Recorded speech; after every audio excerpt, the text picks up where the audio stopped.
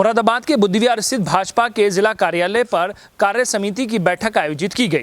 MLC doctor Jaipal Singh व्यस्त ने पहुंचकर सभी को भाजपा की नीतियों के बारे में बताया और साथ ही सभी से जानकारी भी ली। इस दौरान भारतीय जनता पार्टी के जिला अध्यक्ष का ये कहना था कि आज जिले की कार्य समिति की बैठक है, इसमें वर्ष भर किए गए कार्यों पर चर्चा की जा रही है और साथ ही आगामी कार्यक्रमों को लेकर रणनीति भी तैयार की जा रही है। आगामी लोकसभा चुनाव को लेकर भी हम सब मिलजुल कर रणनीति तैयार कर रहे हैं कि जिससे सभी योजनाओं का प्रचार प्रसार जनता के बीच पहुंचकर किया जाए।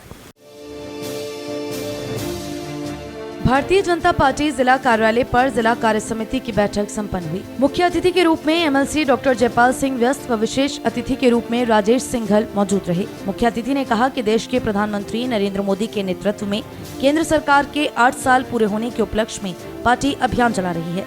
इन अभियानों को बूथ स्तर तक ले जाने की आवश्यकता है।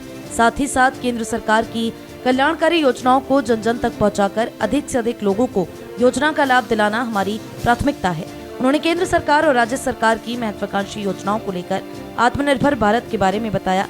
पिछले 8 वर्षों में केंद्र की नरेंद्र मोदी सरकार देश में आम लोगों से जुड़े फैसले तेजी से लेने के लिए जानी जाती है। पिछले 8 साल के कार्यकाल में मोदी सरकार ने आम लोगों के भले के लिए 396 बड़ी योजनाएं आरम्भ की। इन योजनाओं के साथ सरकार की कोशिश लोगों को आत्मनिर्भर बनाना रही है। केंद्र सरकार ने लोकतंत्र की जड़ों को मजबूत किया है।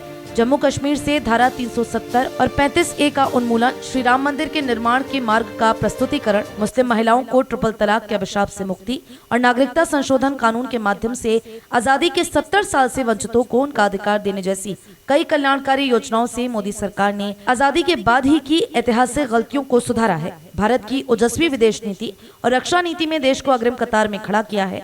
पीएम गति शक्ति मिशन, ग्राम उज्ज्वला योजना, राष्ट्रीय स्वास्थ्य मिशन, जल जीवन मिशन, राष्ट्रीय शिक्षा मिशन, प्रधानमंत्री ग्राम सड़क योजना, पीएम किसान निधि, आत्मनिर्भर भारत रोजगार योजना, प्रधानमंत्री स्वास्थ्य सुरक्षा योजना, आयुष्मान भारत, सभी गांवों में बिजली, स्वच्छता और शौचालय सब्सिडी का डिजिटल ट्रांसफर, इंफ्रास्ट्रक्चर पर काम, प्रधानमंत्री आवास, इंसॉल्वेंसी एंड बैंक कानून, सुरक्षित मातृत्व आश्वासन, सुमन योजना, प्रधानमंत्री मातृत्व वंदना योजना, फ्री सिलाई मशीन योजना, बेटी बचाओ बेटी पढ़ाओ योजना, प्रधानमंत्री उज्ज्वला योजना, समर्थ योजना, सुकन्या समृद्धि योजना, छोटे पैक में यूरिया उत्पादन में आत्मनिर्भर भारत, नीम कोटेड यूरिया से खेती, बड़ी गोवर्धन योजना से गांवों का विकास, किसानों को लागत का 1.5 गुना, गांव में ही किसानों को बाजार, किसानों को निर्बाध बिजली, 10 लाख किसानों को मिला सोयल हेल्थ कार्ड, प्रधानमंत्री कृषि सिंचाई योजना, प्रधानमंत्री कृषि कौशल योजना, प्रधानमंत्री फसल बीमा योजना, सस्ता कर्ज उपलब्ध कराना, कृषि ऐप का लाभ, ई कृषि मंडी योजना, परंपरागत कृषि विकास योजना,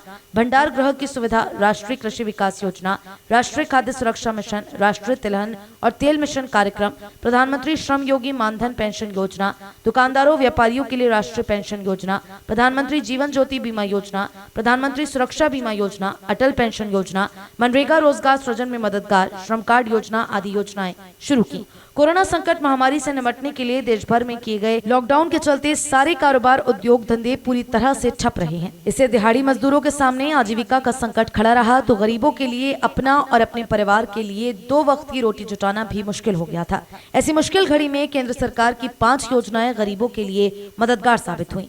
मोदी सरकार ने प्रधानमंत्री गरीब कल्याण पैकेज के तहत गरीबों को मुफ्त खाद्यान्न के साथ महिलाओं, बुजुर्गों और किसानों को नकद भुगतान कर आर्थिक मदद पहुंचाई। भारतीय जनता पार्टी का यह परंपरागत और नियमित एक कार्यक्रम है।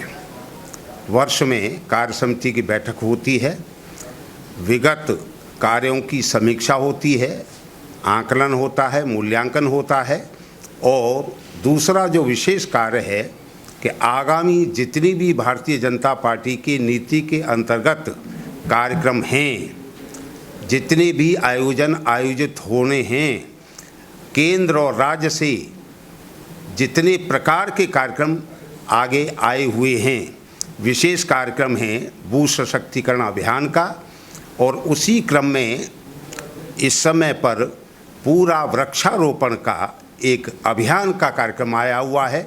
ये दूसरा कार्यक्रम है। तीसरा 3 तारीख को पंडित डॉक्टर श्यामा प्रसाद मुखर्जी की जन्म जयंती है।